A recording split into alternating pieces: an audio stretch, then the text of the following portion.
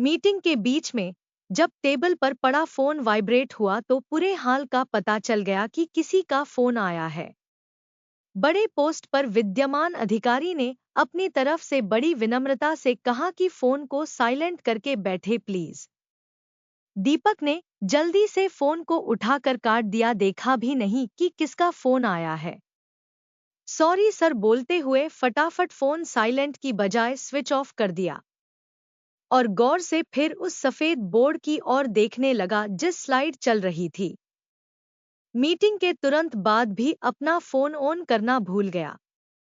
काम भला ही कुछ ऐसी है, अच्छी अच्छी बात भूल जाते हैं इंसान। बने रहना है अगर बॉस की नजरों में, दौड़ में प्रमोशन की, पैसे की, स्टेटस की, तो पूरा समय झोंकना पड़ता है।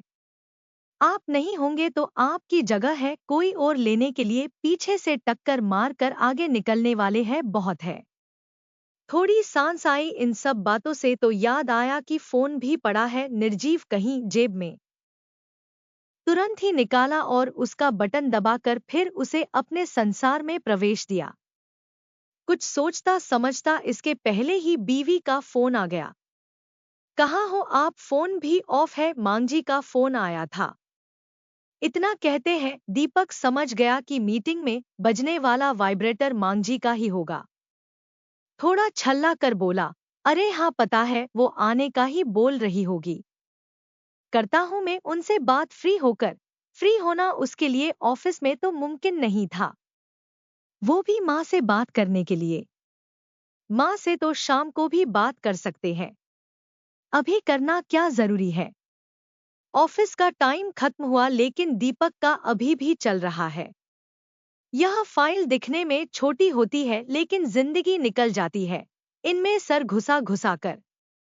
ऑफिस में घर आया, पत्नी ने कुछ कहा नहीं, एक तो पहले ही लेट हो गए, ऊपर से अगर फिर कोई ऐसी बात कह दी जिससे भड़क गए तो उसकी खैर नहीं, इसलिए खाना गर्म करके खिला दिया। रात सोते समय दीपक ही अचानक बोला, अरे तुमने याद नहीं दिलाया, माँ को फोन करना था। पत्नी बोली, कहाँ करते, यह आपका ऑफिस थोड़ी है जो रात 12 बजे तक खुला रहे, समय देखो 1 बजा है, 11 बजे तो आपने घर में कदम रखा, कब बात करते। चद्दर झटकाते हुए अब पत्नी को एहसास हो गया था कि अब दिन का वो समय है जब वो थोड़ा बहुत पति को ताना मार सकती है।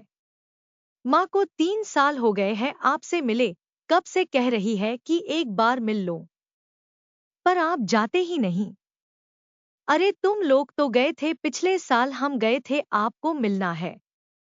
हाँ करता हूँ, कुछ महीने 2 महीने में जाने का, अभी छुट्टी नहीं ले सकता। सुबह होते ही वही दौड़ा भाग शुरू, ऑफिस जाने के पहले ही ऑफिस घर आ जाता है। फोन आते रहते हैं, एक चालू रहता है तो दूसरा कतार में रहता है। इसी बीच पत्नी आई कुछ बोलने के लिए लेकिन साहब को मूड देखकर फिर किचन में चली गई। दीपक ने जल्दी जल्दी अपने सारे ऑफिस को घर समेटा गाड़ी में डालने के लिए, गाड़ी से फिर वही ऑफिस की असली जगह पर ले जाने के लिए। पूरा दिन फिर वही करना है काम। एक बार फिर माँ का फोन आया, इस बार फिर काट दिया। मन में यह सोचा कि आज तो माँ से बात करूंगा ही। थोड़ा सा माँ पर प्यार भी आया। सोचा कि अब फोन आया तो जरूर उठा लूंगा, लेकिन फिर बजा नहीं। मन किया कि करें बात, लेकिन फिर दूसरा मन आ गया कहने की करेंगे ऑफिस के बाद। फिर वही बात हुई, काम में उलझकर फिर से एक बार वो भूल गया माँ से बात करना। शाम को ऑफिस से जाने में फिर लेट हो गया। घर गया तब दीपक को पत्नी को देखकर याद आया कि आज उसने भी फोन नहीं किया। पहले तो कुछ नहीं बोला लेकिन खाना खाते वक्त सोचा कि पूछ लेता हूँ। इसके पहले कि पूछता पत्नी ने बोल दिया, मेरा फोन खराब हो गया है, सुबह से ऑन नहीं हो रहा है। मैं आपको बताने वाली लेकिन सुबह आप बिजी थे तो नहीं बात की।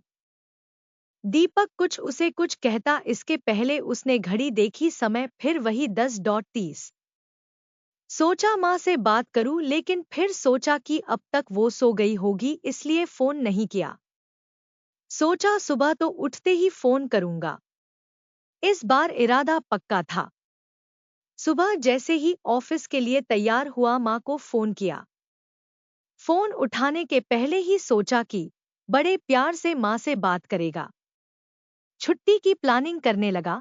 मन ही मन उसे लग रहा था कि माँ उसे बहुत याद कर रही है। माँ ने फोन नहीं उठाया।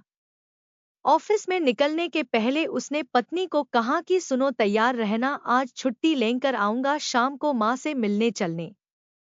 पत्नी भी सोच में पड़ गई, यह अचानक क्या हुआ।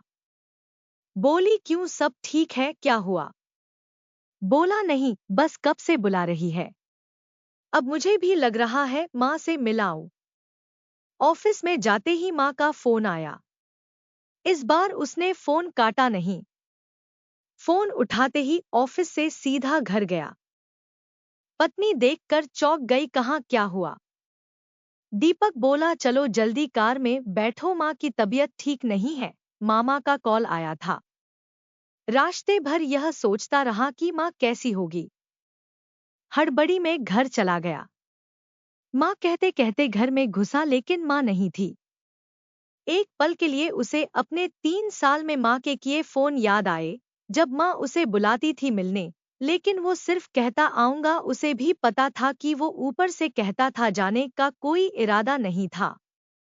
वो फोन भी याद आए जिनके आने पर वो भुए चढ़ाकर उन्हें काट देता था। यह सब घर में खड़ा होकर वो सोच ही रहा था कि पत्नी ने उसके कंधे पर हाथ रखा, अरे माँ तो अस्पताल में है, चले वहाँ। उसकी सुन जैसी टूटी, फिर गाड़ी घुमाई अस्पताल की ओर, मन में बस यही दुआ कि माँ ठीक हो, बस अब हर दिन बात करूंगा, माँ की नहीं मानूंगा, उनको अपने साथ ही लेकर जाऊंगा। अस्पताल पहुंचा और जब मामा ने उसे देखकर मुस्कुराते हुए कहा कि अब ठीक है, चिंता की कोई बात नहीं, इतना सुनकर ही फिर उसकी पलकों से रुके बांध का टूटना हुआ। बच्चों की तरह रोया। माँ के कमरे में गया तो माँ ने कहा, अरे रोता क्यों है, अभी नहीं मरने वाली, ठीक हूँ, बेवजह तुमको परेशान किया, मैं यो भैया को कह रही थी कि मत बुलाओ, उसे काम होगा। हाथ पकड़े माँ का कहने लगा, माँ मैं अच्छा बेटा नहीं हूँ।